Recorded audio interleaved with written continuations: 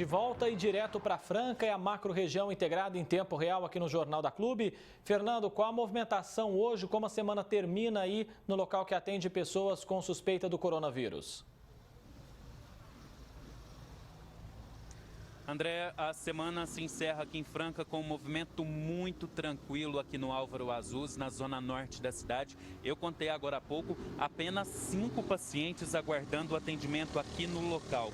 Neste meio tempo, desde que nós chegamos, outras pessoas também chegaram aqui no pronto-socorro, outras saíram, mas olha, fica nessa média, viu, de 3 a 5 pacientes nessa sexta-feira, felizmente. É muito bom quando o Álvaro Azuz, o nosso termômetro da Covid, está tranquilo.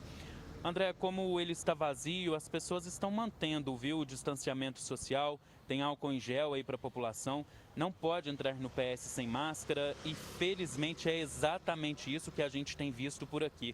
Essas medidas elas são importantes, né, André, para controlar a doença que felizmente por aqui em Franca começa a apresentar uns números menores. A taxa de ocupação de leitos, por exemplo, segue abaixo dos 70% há semanas, índice diminuindo também em cidades que compõem aí a Diretoria Regional de Saúde de Franca. Embora isso não signifique também baixar a guarda, né, André? É essencial nós lembrarmos disso. Ainda é necessário manter o distanciamento, usar máscaras, evitar aglomerações. Só assim a gente sai o mais rápido possível dessa situação. Eu acredito que é exatamente isso que todo mundo quer, sair dessa situação de pandemia, voltar à vida ao normal e levando aí em conta essas medidas, a gente consegue chegar a essa situação aí o mais rápido possível.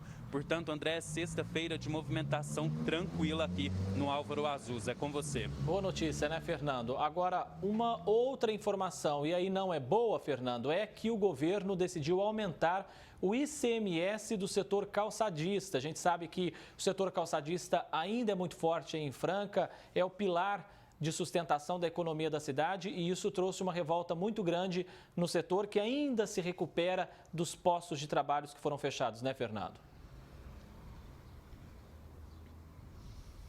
Exatamente, André. Imagina só, né, em plena pandemia, a gente ter que falar a respeito de aumento de impostos não é o que ninguém queria. Mas olha, eu vou explicar essa história. No começo da semana, o governo do estado de São Paulo publicou um decreto no qual aumentava aí a alíquota do ICMS dos atuais 3,5% para 4,3%.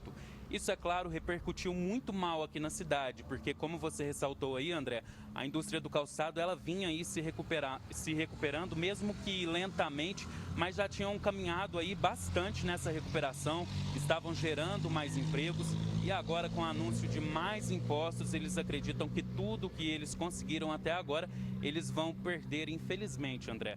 O Sindicato das Indústrias Calçadistas daqui de Franca já anunciou que vai recorrer dessa decisão e que, se necessário, eles vão acionar até mesmo a justiça para que este imposto não seja aí aumentado. E, é claro, a gente segue acompanhando essa situação. Só lembrando, André, que no ano passado o governador do estado de São Paulo, João Dória, ele esteve aqui em Franca e anunciou a redução desse ICMS para ajudar a indústria calçadista. E este mesmo governo do estado que lá na época reconheceu que a indústria precisava dessa ajuda, é o mesmo estado que agora aumenta impostos em plena pandemia. André Costa. Pois é, Fernando, antigamente os políticos preferiam não mexer, não é, em aumento de tributo, de impostos no período eleitoral, não é, até para não complicar alguns certos candidatos. Agora não, eles já vão lá e já aumentam mesmo no período eleitoral também. Lamentável, tomara que o governo reveja essa situação. Fernando, temos um tempinho ainda. Se tiver dados da pandemia aí em Franca, pode atualizar o telespectador, por favor.